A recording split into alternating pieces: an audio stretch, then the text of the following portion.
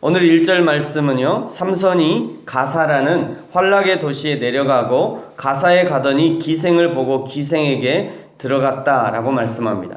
삼손은 나시린으로 선택을 받았지만 그의 삶은 나시린다운 모습을 찾아볼 수 없을 만큼 정욕에 이끌리는 삶을 살고 있는 것입니다.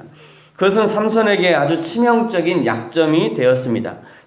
처음에는 딥나의 여인에게 내려가서 장가들었고요. 그리고 가사의 기생에게 들어갔고요. 다음에 등장하는 솔에게 있는 드릴라에게 또 들어갑니다. 어딘가 가는 길에 잠시 들른 것이 아니지요. 오늘 성경은 삼손이 자기의 의지를 들여서 가사에 내려가고 기생을 보고 그리고 그에게 들어갔다라고 말씀하고 있는 것입니다. 지금 삼손은 자신의 정욕을 채우기 위해서 공격적이고 적극적으로 행동하고 있는 것입니다. 옛 속담에 시집을 가면 귀머거리 3년, 벙어리 3년, 장님으로 3년을 살아야 한다는 그런 말이 있지요. 이것은 새로운 가문에 적응하기 위해서 시간이 필요하다는 그런 의미입니다. 새로운 가문에 적응하기 전에는 듣는 것도 말하는 것도 보는 것도 조심해야 된다는 것이죠. 그리스도의 사람, 예수 믿는 사람이 되었다면 듣는 것, 말하는 것, 보는 것뿐만 아니라 손발이 가는 것도 조심해야 됩니다. 발이 간다고 다 가면 안 되고 손이 간다고 다 만져서도 안 되는 것이죠. 예수 믿기 전에 내 속에 내가 살아있다면 예수 믿고 나서는 내 속에 예수님이 사시기 때문입니다. 예수님을 모시고 성령님과 함께 이전에 자주 가던 곳, 어두운 곳에 갈 수 없는 것이죠. 예수님과 함께 성령님과 함께 이전의 손버릇 그대로 행할 수 없는 것입니다. 하나님을 찬양해야 하는 입으로 주님의 말씀을 들어야 할 귀를 가지고 이제 다시 이전에 즐기던 것을 채울 수 없는 것이죠. 사랑하는 성도 여러분, 당신은 그리스도인이십니까? 그렇다면 그리스도인의 합당한 삶으로 우리 하나님 앞에 영광을 돌리는 저와 여러분이 되어지기를 축복합니다. 4절에 보시면요, 삼손이 다시 소렛 골짜기에 드릴라에 들어갔다라고 말씀하죠. 그러나 그곳에서 삼손을 죽이기로 작정한 은 1,100개를 가지고 삼손의 비밀을 캐내려는 블레셋 사람들이 있었습니다. 하나님의 언약인 나시린의 비밀을 가지고 이제 위험한 놀이를 시작하게 됩니다. 들릴라는 은 1,100개를 얻기 위해서 놀이를 시작하는 것이고요. 블레셋 백성들은 삼손이라고 하는 이 원수를 제거할 수 있는 절호의 찬스를 얻기 위한 그런 놀이를 시작하는 것입니다. 그러나 삼손에게는 하나님의 약속을 한 여인에게 들어가기 위한 도구밖에로 생각되지 않는 이 삼손에게 있는 힘의 비밀이 고작 여인에게 들어가기 위한 그런 도구로밖에 생각되지 않는 그런 놀이가 시작되는 것입니다.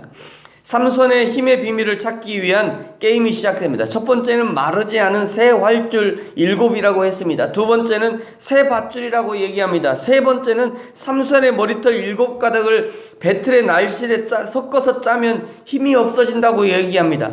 마지막 세 번째는 거의 정답에 가깝게 이렇게 얘기하는 거죠.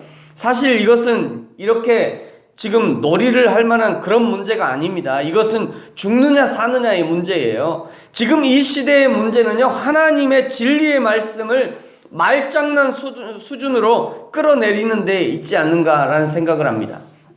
더 화려한 미사오그를 사용해서 더 화려한 말기술로 하나님의 말씀을 포장하면 더 위대한 말씀으로 생각되어지는 경향이 현대 그리스도인에게 또 우리에게 있다는 것이죠. 그러나 하나님의 약속의 말씀과 진리의 말씀은 우리의 놀이객감이 아닙니다.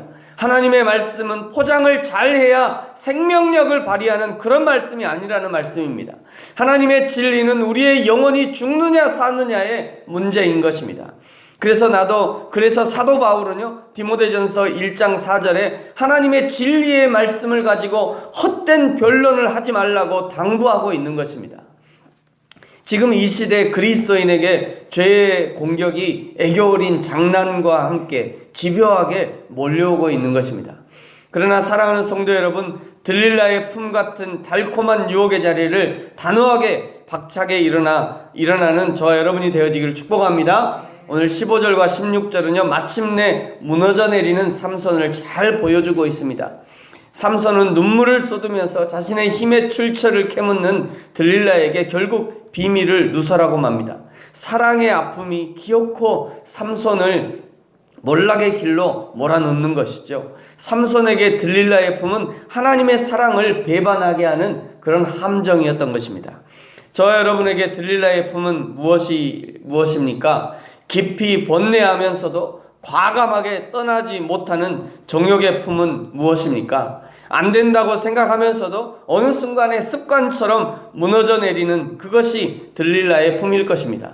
떠나야지 생각하면서도 상황만 되면 나의 발목을 붙잡는 그것이 들릴라의 품인 것이죠. 하나님보다 더 나의 시간을 빼앗는 것이 들릴라의 품입니다. 하나님보다 더 나의 열정을 쏟게 만드는 것이 들릴라의 품입니다. 하나님께 드리는 것보다 더 많은 물질을 쓰게 하는 것이 그것이 곧 들릴라의 품인 것이죠. 결국 21절은요. 블레셋에 붙잡혀 두 눈은 뽑히고 놋줄에 묶여서 옥도를 가는 신세로 전락하고 맙니다. 비록 눈이 뽑혀서 어둠 속에서 던져졌지만 하나님은 마지막으로 다시 한번 그에게 기회를 주셨습니다. 그의 머리털이 다시 자라게 하신 것이에요. 삼손을 나시린으로 선택하신 하나님은 삼손의 인생이 패배한 인생으로 마감하기를 원치 않으셨던 것입니다. 마지막으로 기회를 다시 한번 주시는 것이죠.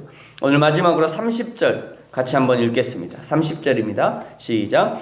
삼손이 이르되 블레셋 사람과 함께 죽기를 원하노라 하고 힘을 다하여 몸을 굽히매 그 집이 곧 무너져 그 안에 있는 모든 방백들과 온 백성에게 덮이니 삼손이 죽을 때에 죽인 자가 살았을 때에 죽인 자보다 더욱 많았더라. 아멘. 건강할 때 말이죠. 힘이 있을 때 말이죠. 정신이 온전할 때 그때 정신을 차리고 하나님 앞에 쓰임 받았다면 지금 이보다 더 천배 만배 더 위대하게 쓰임 받을 수 있었겠지만 그러나 지금이라도 정신을 차렸으니 다행이라고 생각합니다.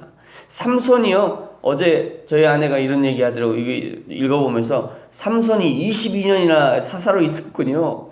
20년이나 사사로 있었군요. 생각해보니 20년이나 삼손이 사사로 있었어요.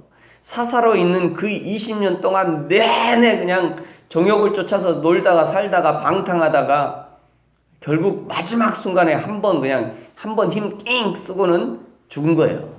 그 한 번 힘써서 3,000명이나 죽었는데 말이죠. 1년에 한 번씩만 정신 차렸어도 세상에 1년에 한 번씩만 정신을 차렸어도 20번은 이게 이런 일들을 했을 거 아닙니까? 근데 20년을 다 허비하고 마지막 한 번 이걸 다행이라고 해야 될지 감사하다고 해야 될지 안타깝다고 해야 될지. 사랑하는 성도 여러분, 오늘이 저와 여러분이 하나님 앞에 쓰임받을 수 있는 마지막 기회일 수 있습니다. 여러분, 내일이 있다고 말하지 마십시오. 내가 내일 하겠다라고 오늘의 헌신을 뒤로 미루지 마십시오. 내일은 주님의 손에 있는 것이지요. 오늘 마음껏 주님을 사랑하고 오늘 힘껏 이웃을 사랑하며 오늘 온 힘을 다해 주님의 몸된 교회를 섬기는 내 인생의 가장 아름다운 하루가 되어지기를 예수님의 이름으로 축복합니다. 기도하겠습니다.